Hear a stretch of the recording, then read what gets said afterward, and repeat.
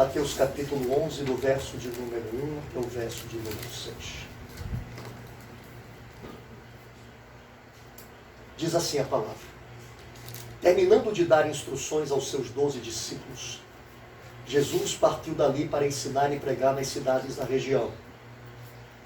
Ao ouvir falar das obras de Cristo, do cárcere, João mandou seus discípulos perguntarem: Tu és aquele que deveria vir, ou devemos esperar outro? Jesus lhes respondeu: Ide e contai a João as coisas que ouvis e vedes. Os cegos veem e os paralíticos andam.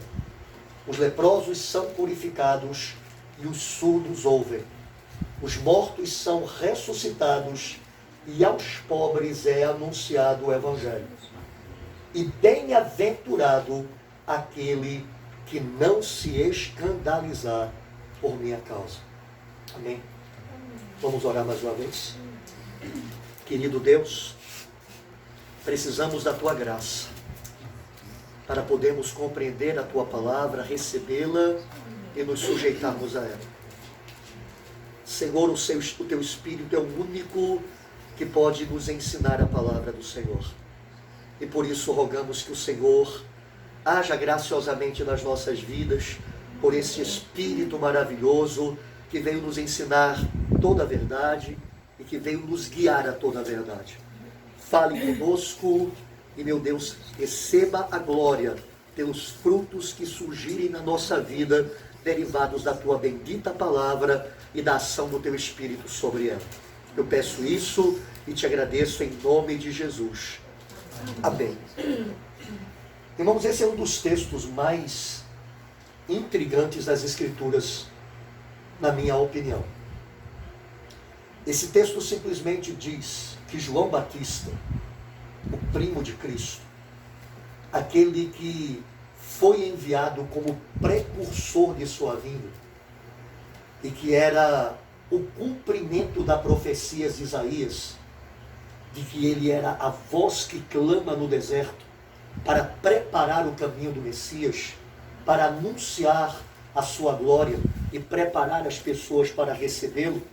Esse texto diz que este João, no cárcere, tem um momento de dúvida quanto à pessoa do Senhor. A Bíblia diz, no Evangelho de Lucas, só que no capítulo de número 7, que é onde está, não precisa abrir não, mas no capítulo 7 de Lucas, do verso 18 a 23, existe outro relato desse mesmo fato. Ali a Bíblia diz que o Senhor Jesus, ele ressuscita o filho de uma mulher de Naim, ele faz alguns milagres extraordinários, e os discípulos de João, visitando-o, vão contar a ele tudo isso que o Senhor está realizando. E é nessa ocasião que João manda eles voltarem a Jesus para fazer esta pergunta intrigante: És tu aquele que deveria vir, ou nós ainda precisamos esperar por outro? Por que é tão intrigante isso? É porque este João já tinha dito que Jesus era o Messias. Em todos os evangelhos é narrado que quando João ele vê o Senhor Jesus vindo a ele para ser batizado, ele diz: Este é o Cordeiro de Deus que tira o pecado do mundo. Ele diz a Jesus, quando Jesus vai ser batizado: Eu é que deveria ser batizado por ti, e tu vens a mim.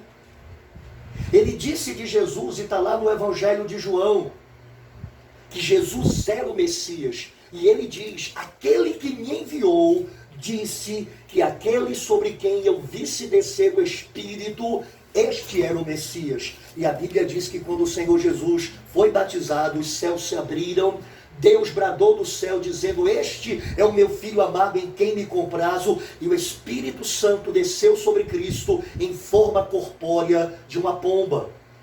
João Batista viu isso. Ele declarou isto. Ele apontou para Cristo como Messias. A Bíblia diz que depois de algum tempo, algumas pessoas chegaram para João e disseram para ele: Olha, aquele que tu batizaste está agora fazendo mais discípulos do que você.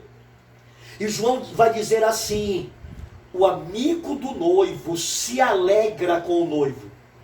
Ele é o noivo, eu sou apenas o seu amigo, e eu me alegro com a sua glória, eu me alegro com o seu crescimento. E ele diz: importa que ele cresça e que eu diminua. João tinha convicção. João disse para os seus discípulos: sigam-no, ele é aquele de quem eu falava.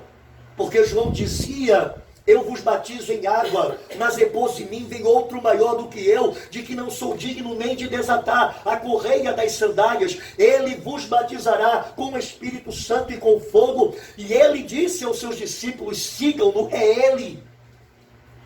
Discípulos de João passaram a seguir Jesus. Mas agora, de maneira intrigante, repito, João está preso por mandato de Herodes, porque ele pregava contra a situação conjugal de Herodes, que estava casado com a sua ex-cunhada, não é? Com aquela que tinha sido mulher de seu irmão. E João Batista batia nessa tecla, mostrando que eles estavam em adultério, que Herodes deveria se arrepender, deveria abandoná-la, e em consequência disso, João estava preso no cárcere em decorrência da ousadia de sua pregação. E é lá do cárcere que João manda fazer esta pergunta a Jesus por meio de seus discípulos: és tu aquele que deveria vir, ou nós devemos esperar por outro? O que aconteceu com aquele gigante da fé? O que ocorreu com aquele homem de Deus? Irmãos, no mesmo capítulo, a Bíblia diz que Jesus dá testemunho de João, a partir do verso 7 desse capítulo que a gente leu. O Senhor Jesus vai falar de João e vai dizer: o que saístes a ver no deserto? Um rei? E o Senhor diz: um rei não habita nos desertos, ele habita nos palácios. Mas o que saístes a ver? Um profeta? Sim, eu vos digo, e muito mais do que os profetas. Porque dentre os nascidos de mulher, ninguém é maior do que João Batista. João Batista foi um gigante da fé. João Batista foi um gigante de Deus sobre a terra. Mas o que aconteceu com este homem para ele chegar ao ponto de mandar perguntar ao seu Senhor, aquele que ele viu a glória de Deus vir sobre ele, de quem ele ouviu a voz de Deus testificando dele, aquele que ele teve convicção do coração que era o Messias prometido, aquele que ele foi enviado à frente para preparar o caminho? O que ocorreu? Esse texto nos lança de uma maneira indireta um motivo para João ter chegado àquele ponto. Porque a Bíblia diz que quando os discípulos de João trazem a Jesus esta notícia, essa pergunta, o Senhor Jesus diz assim: vão, voltem e digam a João: os cegos veem, os surdos ouvem, os paralíticos andam, os leprosos são purificados, aos pobres é anunciado o reino de Deus. Digam isso para João. A pergunta de João é: você é de fato o Messias?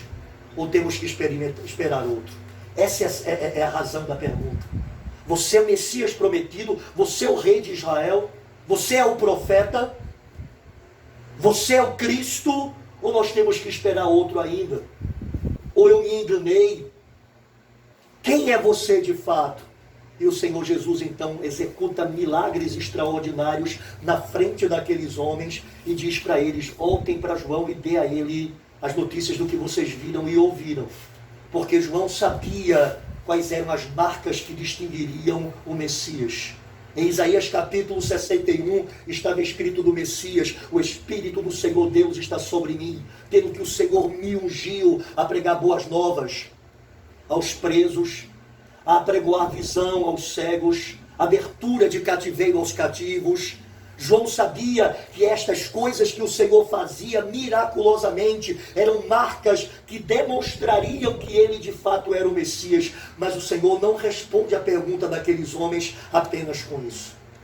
A parte final da resposta de Cristo é o que nos traz luz sobre o que possivelmente aconteceu com João, para que João estivesse mandando fazer aquela pergunta. Porque no verso de número 6, o Senhor, continuando a responder, diz: e bem-aventurado aquele que não se escandalizar por minha causa.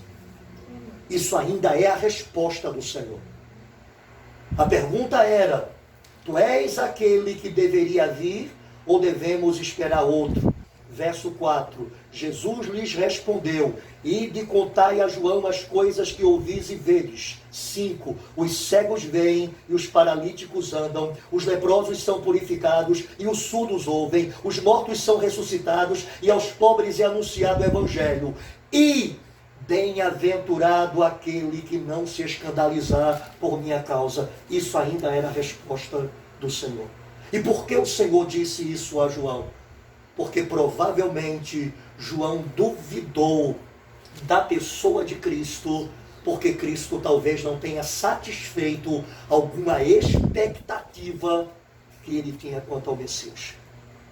Nós não temos isso escrito na palavra, e nós não podemos bater o martelo sobre essa questão. Mas o fato é que para Jesus dizer a João: bem-aventurado é aquele que não se escandalizar em mim, é porque João encontrou algum motivo de escândalo no Senhor. Ele se decepcionou com o Senhor em algum momento.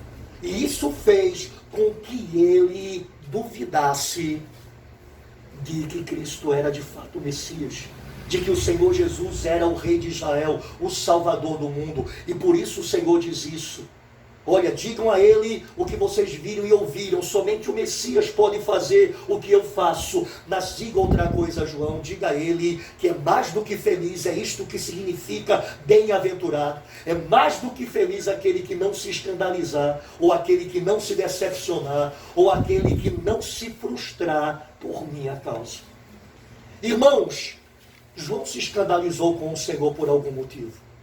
Nós não podemos saber exatamente o que aconteceu. Na verdade, não temos a mínima prova do que aconteceu. Mas algumas coisas possíveis podem ter acontecido. Talvez João tenha se frustrado, se decepcionado com o Senhor, pelo fato do Senhor não em nenhum momento visitá-lo. Ele estava no cárcere. Ele era o seu servo fiel. Viveu única e exclusivamente para essa missão: ser a voz do que clama no deserto, preparando o caminho do Senhor. Ele, além disso, era o seu primo consanguíneo. Jesus e João eram primos em primeiro grau. 6 meses João era mais velho que o Senhor. Talvez tenham em algum momento convivido juntos na infância. Talvez tenham brincado juntos, tenham tido algum tipo de relacionamento na sua infância e adolescência. Nós não temos nenhuma pista sobre isso. Estamos apenas especulando que isso possa ter acontecido. E agora este homem que tem um parentesco direto com o Senhor, este homem que devotou a sua vida a ser o anunciador do seu ministério, que abriu mão de tudo por causa dele, e que quando viu, mandou todos seguirem-no, deu testemunho dele, glorificou a ele, não recebe nem uma visita do Senhor. Talvez nem uma pessoa que fosse a ele para dizer assim: o Senhor Jesus mandou perguntar como é que você está e se você está precisando de alguma coisa. Isso pode ter sido o motivo de João ter se escandalizado, de João ter se decepcionado.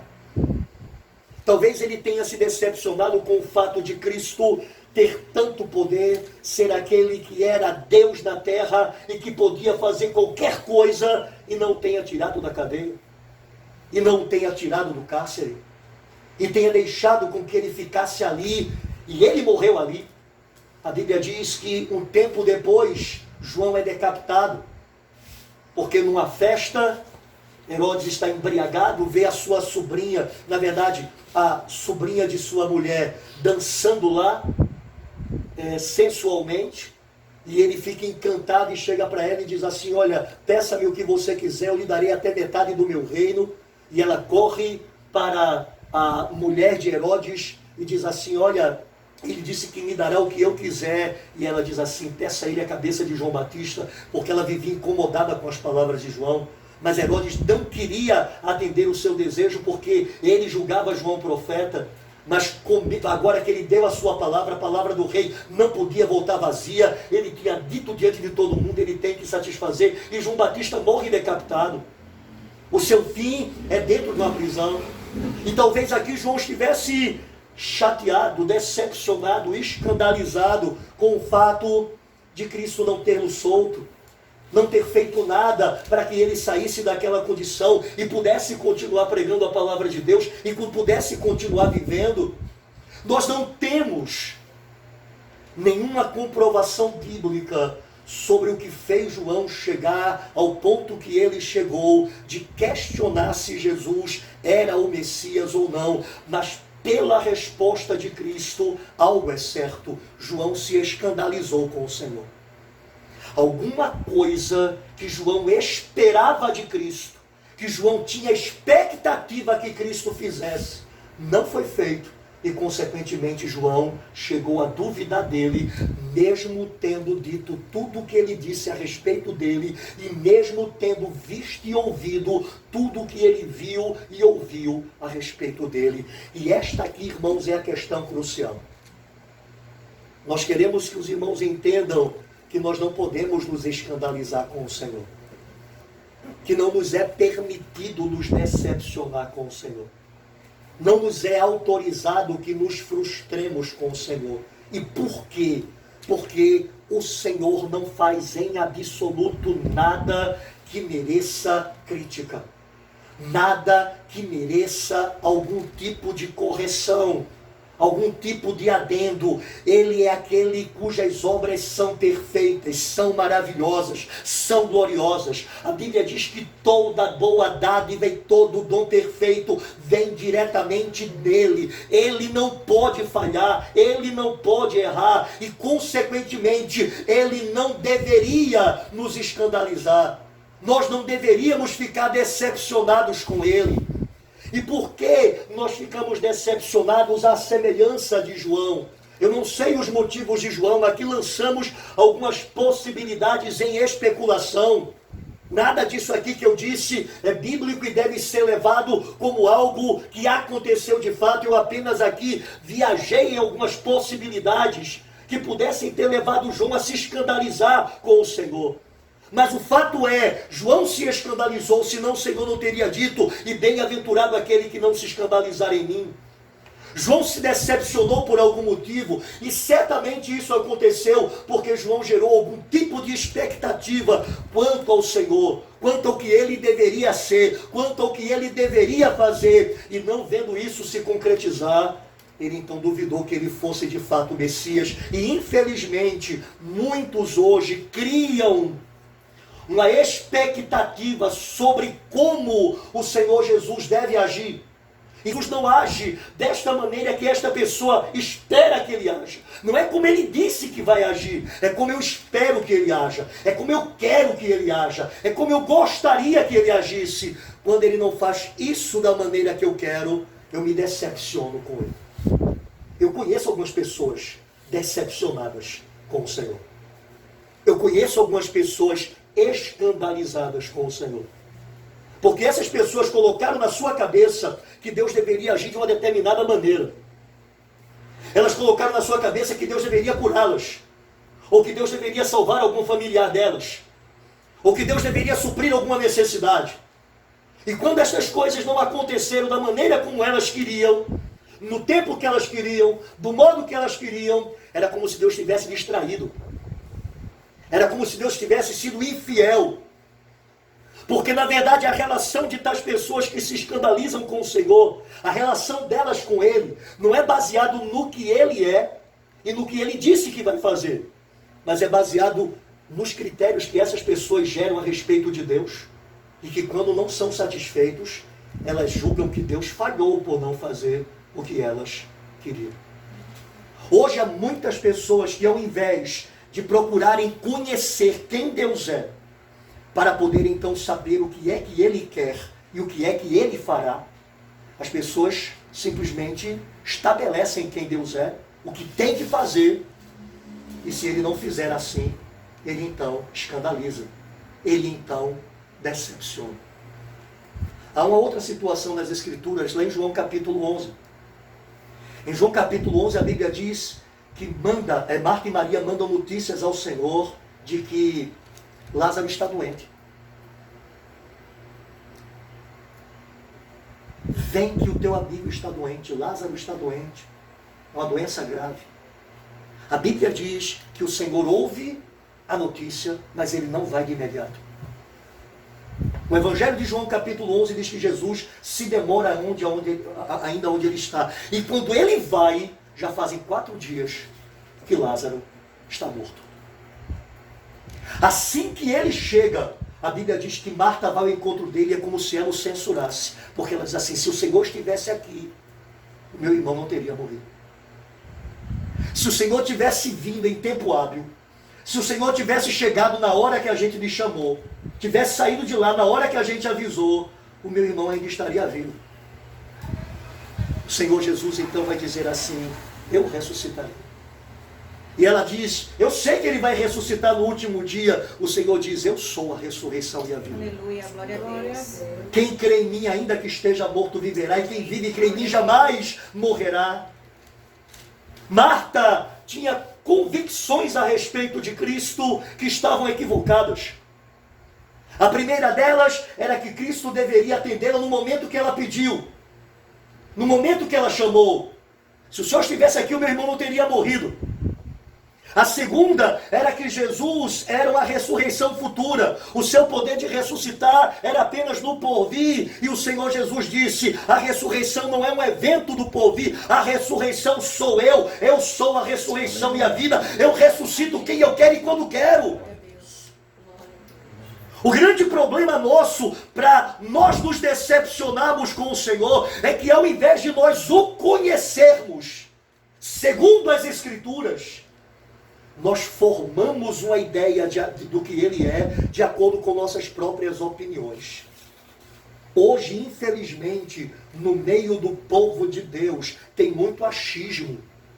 Eu acho que Deus é isso, eu acho que Deus é aquilo, eu penso que Deus faz assim, eu creio que Deus faz desse jeito. Tudo enfatuado na própria mente e emoção das pessoas, e não na palavra do Senhor. E isso é uma coisa tão impressionante, que quando a gente mostra quem Deus de fato diz ser, e como ele de fato diz agir, muitos dizem assim, mas eu não creio que ele seja assim. Porque elas preferem crer em Deus conforme as suas consciências, do que crer em Deus segundo a Escritura. Em outras palavras, as pessoas não creem no Deus da Bíblia, creem no Deus inventado por elas mesmas. Num Deus que elas mesmas criaram. E quando então Deus não age na altura disso que elas idealizaram, porque Deus não tem o compromisso de agir segundo a minha expectativa, ele só age segundo ele mesmo, ele é fiel e não pode negar a si próprio, as pessoas então se escandalizam com ele e chegam a abandoná-lo. O texto que a gente leu no início desse culto, lá em João capítulo 6, é outro exemplo. Jesus fez um milagre extraordinário de alimentar uma multidão com 5 pães e 2 peixinhos. Está lá em João capítulo 6, a gente leu. E a Bíblia diz que o Senhor alimenta aquela multidão com 5 pães e 2 peixes. Eram 5.000 homens, fora mulheres e crianças. E depois o Senhor os deixa, vai orar. E durante a madrugada ele vai para o outro lado do mar com seus discípulos e chega em Cafarnaum. Aquela multidão o procura, vendo que ele não está mais no mesmo lugar que ele multiplicou os pães e peixes, vai atrás dele em Cafarnaum, e quando encontra diz, mestre, onde estavas? Nós te procuramos o dia inteiro. E o Senhor Jesus diz assim, vocês não estão atrás de mim, porque vocês viram sinais, porque vocês viram que aquilo que eu fiz me aponta como Messias, me declara o Salvador de Israel, o Rei de Israel. Vocês estão atrás de mim porque eu lhes dei pão para comer. Essa é a razão de vocês virem para cá. Vocês me têm como um saciador da fome de vocês. Vocês me têm como um supridor da mesa de vocês. Não como Messias, não como Rei, não como Salvador. E o Senhor então vai dizer, trabalhe não pela comida que morre, mas pela comida que subsiste para a vida eterna. E o Senhor então começa a falar dele mesmo como o pão da vida, dizendo, eu sou o pão da vida. Aquele que comer de mim nunca mais terá fome, aquele que beber de mim nunca mais terá sede. E a Bíblia diz que quando aqueles homens veem que ele não está pronto a de novo fazer aquela mesma coisa, lhes dá pão de comer, encher suas barrigas, eles se escandalizam e começam a ir embora. E os seus discípulos chegam para o Senhor e dizem: Senhor, muitos se escandalizaram com este sermão, estão indo embora, e o Senhor não tenta explicar-se. E o Senhor não tenta chamá-los de volta e dizer: olha, vem cá, eu vou me explicar melhor. Não, o Senhor não está querendo atender às nossas expectativas. Ele está querendo se revelar para que nós o conheçamos e creiamos nele como ele é e o sirvamos como ele é. Então a sua resposta não tem nenhuma explicação. Ele simplesmente pergunta para os 12: vocês também querem ir? Querem ir embora também? Também estão magoadinhos? Também estão chateados com as minhas palavras? Se vocês quiserem, a porta da rua é serventia da casa, podem ir. E é quando aqueles homens provam que de fato estão com ele, não por causa de suas expectativas, mas por causa de quem ele é. Senhor, para quem iremos nós? Só tu tens as palavras da vida eterna. Aleluia. Irmãos, todas as vezes que nós deixamos de olhar para as Escrituras para saber quem Deus é e como Deus age, nós começamos a formar uma ideia de Deus e a julgar que então Deus atenderá a nossas petições e nossos desejos, porque a gente crê que Ele é daquele jeito. Mas entenda, Deus não tem nenhum compromisso com aquilo que você crê a respeito dEle, a menos que o que você creia sobre Ele esteja aqui. Tudo que de Deus deve ser conhecido nesse presente tempo, Deus é muito maior do que isso que está escrito aqui. Deus é infinitamente superior do que isso que está aqui. Mas aquilo que Ele quis revelar de si mesmo, para que nós tivéssemos tudo o que diz respeito à vida e à piedade nesta presente vida, está aqui. Tudo que eu preciso da parte de Deus, em sua autorrevelação, para que eu possa servi-lo, para que eu possa viver segundo a sua vontade, para que eu possa experimentar aquilo que Ele tem preparado para a minha vida, está aqui. De maneira que se eu não buscar o conhecimento de Deus aqui, e se eu não me relacionar com Deus, a partir daqui, o que eu estou fazendo é simplesmente algo absurdo, que é inventando coisas a respeito de Deus, e o pior, crendo que Ele tem que fazer isso, que eu inventei a respeito dEle, e me magoando como Ele não faz, quando Ele não faz. Isso é triste. Isso é muito triste. Uma vez uma pessoa chegou para mim assim e disse: eu vou me separar da minha esposa. E eu disse: por quê? Era um crente. Eu disse: por que você vai se separar da sua esposa?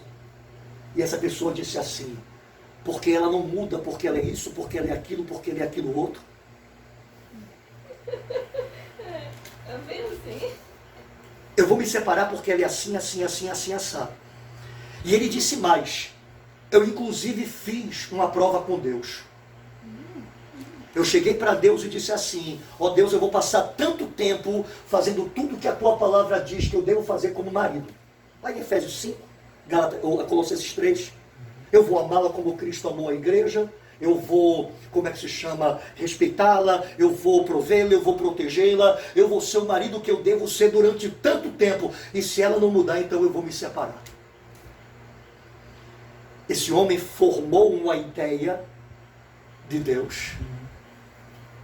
Ele quis que Deus lhe atendesse conforme aquela ideia.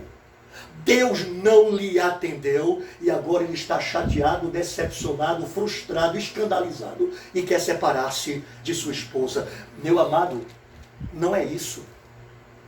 Quando a Bíblia me manda amar a minha esposa como Cristo amou a igreja, envolve todo o amor que Cristo tem pela igreja, inclusive o fato de perdoar a minha esposa quantas vezes for necessário, porque é isso o amor de Cristo para conosco. Cristo não tem um limite de amor para conosco, ao ponto de ele dizer assim: eu vou te dar um tempo para você se arrepender, eu vou te dar tantas chances para você acertar, e se você não fizer, eu vou rejeitar você. Pelo contrário, aquilo que Cristo disse que deveria ser a nossa expressão de perdão, 70 vezes 7, ele faz infinitamente mais.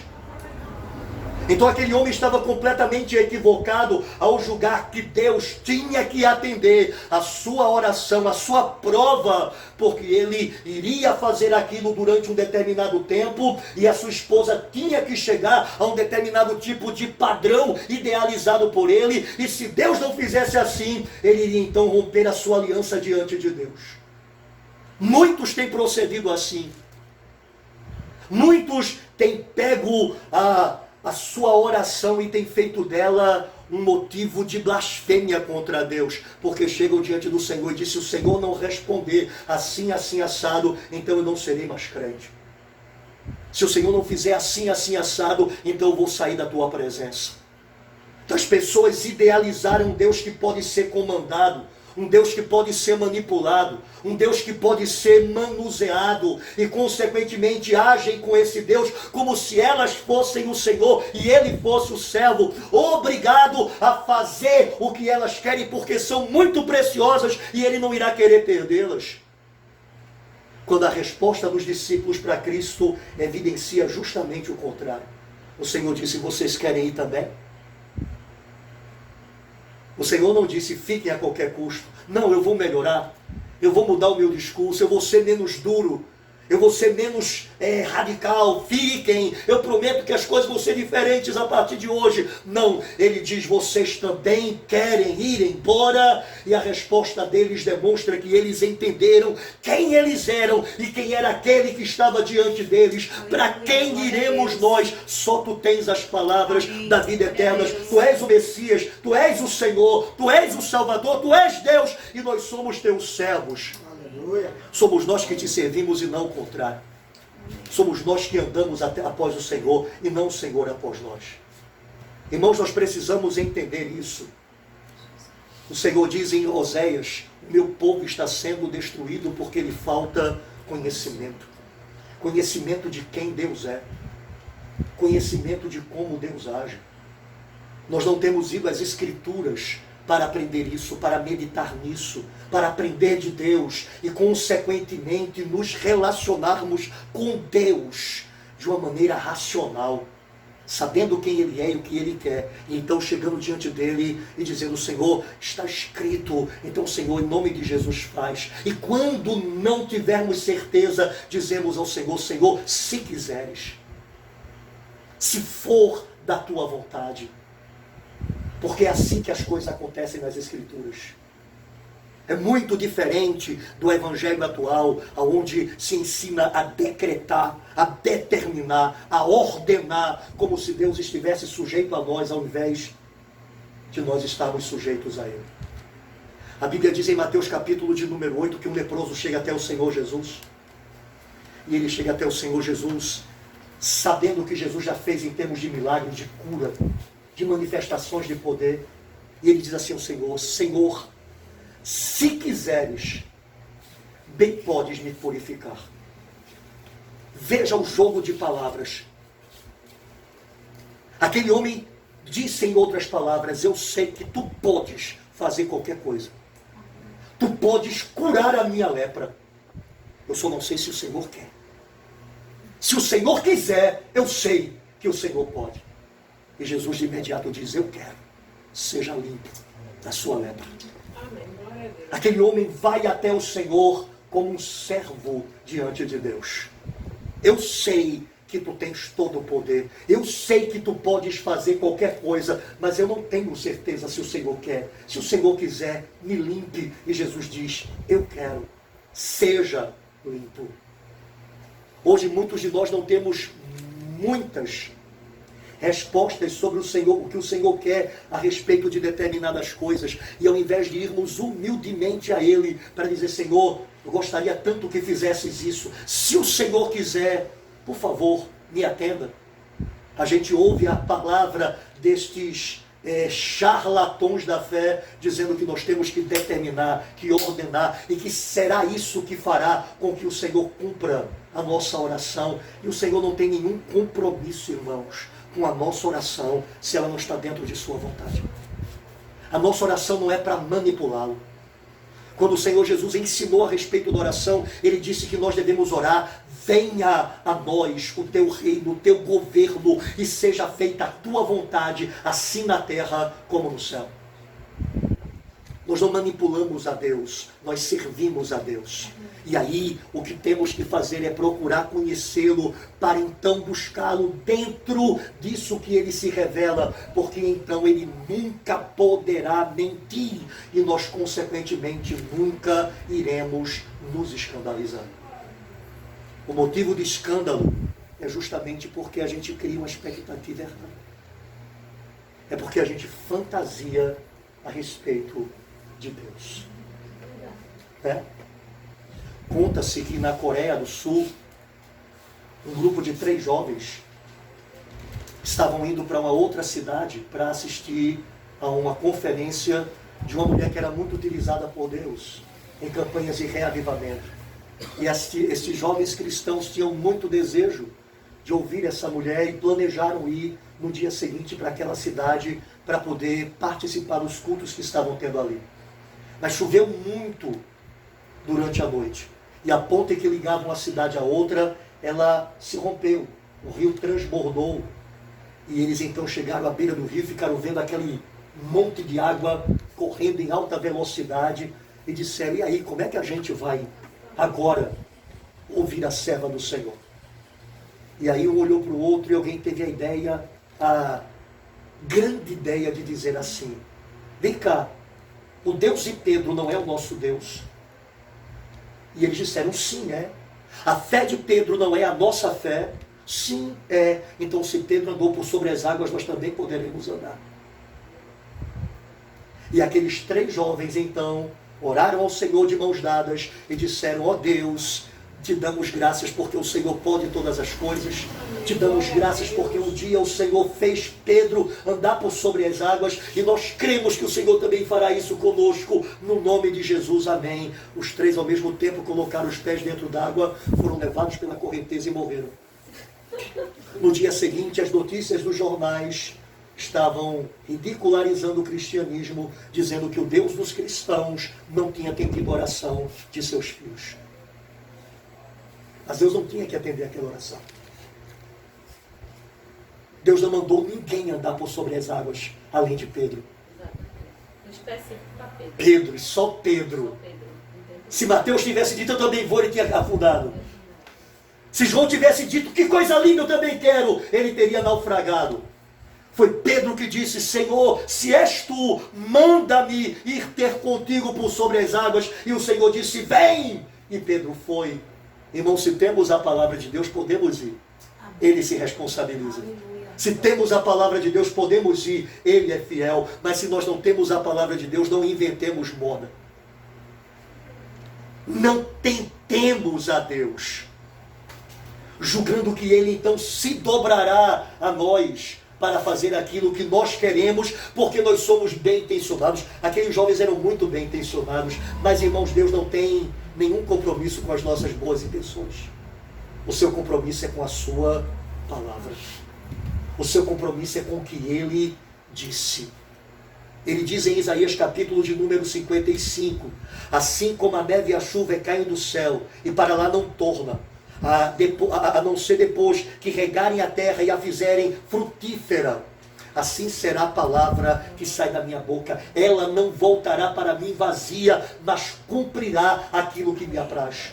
Ele diz em Jeremias capítulo de número 1, eu velo sobre a minha palavra para a cumprir. Mas entenda, é sobre a sua palavra, não sobre as nossas ideias, não sobre as nossas vontades. As nossas vontades estão sujeitas a dele e não o contrário. Se a gente vai a Ele com a sua palavra, com a sua promessa, é outra coisa. Nós podemos crer, porque 1 de João capítulo 5 diz isso. Esta é a confiança que temos para com Ele, que se pedirmos alguma coisa segundo a sua vontade, Ele nos ouve. Então é segundo a sua vontade. E onde está a sua vontade? Aqui. Aqui nós temos a sua vontade revelada. Se nós lermos, se nós meditarmos, se nós examinarmos, nós descobriremos o que Ele é e o que Ele quer. Nós descobriremos isso e poderemos nos relacionar com Ele de maneira coerente, racional, lúcida, lógica, uma lógica tirada das Escrituras. Mas se algo que nós precisamos, se algo que nós queremos não está aqui, pelo menos não de maneira clara, ou não está de modo algum, nós não devemos pedir, não, nós podemos pedir, mas agora entra a oração do leproso. Se for a tua vontade. Se quiseres. Porque ele não tem nenhum compromisso de fazer além do que ele quer. E aqui está, irmãos, a grande mensagem do Senhor: não se escandalize comigo. Diga a João isso. Bem-aventurado, mais do que feliz, é aquele que não se escandaliza em mim. É aquele que não cria a meu respeito uma expectativa que, quando eu não satisfaço, se decepciona com a minha pessoa. Isso não provém de Deus. E nós precisamos cuidar disso na nossa vida. Entende, irmãos? Nós podemos ter algumas boas ideias sobre o Senhor, mas que não são a correspondência de quem Ele realmente é. Em Mateus capítulo 16, o Senhor Jesus chama os seus discípulos e dizem assim: quem dizem os homens ser o Filho do Homem? O que é que as pessoas aí com quem vocês têm tido contato dizem que eu sou? E a Bíblia diz que aqueles homens disseram: uns dizem que tu és Elias, outros Jeremias, outros Isaías, ou algum dos profetas que ressuscitou. Sempre que eu falo sobre esse texto, eu digo que se isso fosse dito de mim, eu soltaria fogos de artifício. Eu pularia louvando a Deus, dizendo: Senhor, louvado seja o teu nome. Eu estou sendo comparado a esses gigantes da fé. Entenda, para mim, para qualquer um de nós ser comparado a eles, é um motivo de grande gozo, mas não para Cristo. Para Cristo isso é humilhação. E é por isso que o Senhor então diz para os seus discípulos: mas vós, quem dizeis que eu sou? Eles dizem isso de mim. Mas vós, o que dizeis que eu sou? E Pedro diz: tu és o Cristo, o Filho do Deus vivo. E ele diz: Simão, tu és mais do que feliz, porque não foi nem carne nem sangue que te revelou. Não foi a tua opinião que revelou isso para você, não foi o que você acha de mim que revelou isso para você, mas foi o Espírito do meu Pai que está nos céus. Irmãos, Cristo não aceita que tenhamos uma visão dele menor do que a revelada pelo seu Espírito nas Escrituras. O Espírito Santo veio justamente para isso. Ele primeiro inspirou as Escrituras para serem escritas, tanto no Antigo como no Novo Testamento. E então ele vem sobre nós para nos fazer, através das Escrituras, conhecer a verdade sobre o Senhor, crer no Senhor de acordo com a verdade e nos relacionar com Ele de acordo com essa verdade. De maneira que nós não podemos aceitar ter um conhecimento de Deus que não seja baseado em Sua palavra. Nós não devemos nos acomodar a isso. E é por isso que precisamos, como diz a palavra, examinar as Escrituras. Precisamos ter prazer na lei do Senhor e na sua lei meditar de dia e de noite. Precisamos ler a Bíblia, precisamos estudar a Bíblia, precisamos meditar na Bíblia, precisamos orar a Deus para abrir os nossos olhos para as verdades da palavra de Deus. Precisamos pedir a Deus que se revele a nós. O Salmo de número 119 diz isso, né? Desvenda-me os olhos para que eu veja as maravilhas da tua lei. Então nós precisamos ouvir de Cristo esta advertência: bem-aventurado aquele que não se escandalizar em mim.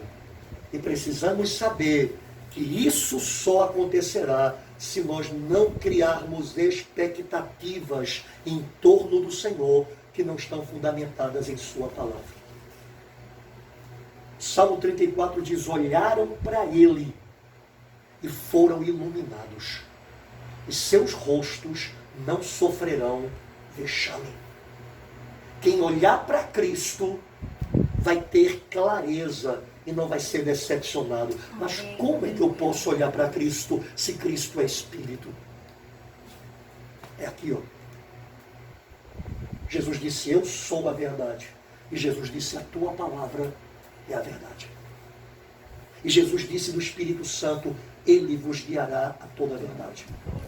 E Jesus disse, ele vos lembrará de tudo o que vos tenho dito. Isto, irmãos, é a nossa grande bússola, é a nossa regra de fé e prática. De maneira que quando nós olhamos para o Senhor pelas lentes desta palavra, a Bíblia diz, seremos iluminados e os nossos rostos não sofrerão vexame, não seremos decepcionados, não seremos frustrados e, consequentemente, não nos escandalizaremos com o Senhor. Amém? Que Deus nos ajude e que a gente possa crescer na graça e no pleno conhecimento de nosso Senhor e Salvador Jesus Cristo. Vamos orar?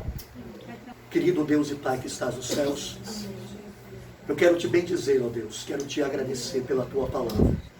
Ela é poderosa, ela é santa, ela é maravilhosa. Ó Deus, a tua palavra é a verdade. Nós queremos, Senhor, andar por essa palavra.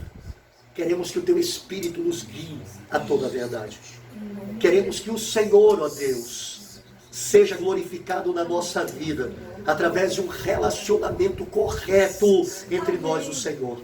Aonde te conheçamos e permitamos que o Senhor faça na nossa vida a tua vontade e venha na nossa vida com o teu. Oh Deus, que todo conceito religioso, mundano, pessoal que temos a teu respeito caia por terra.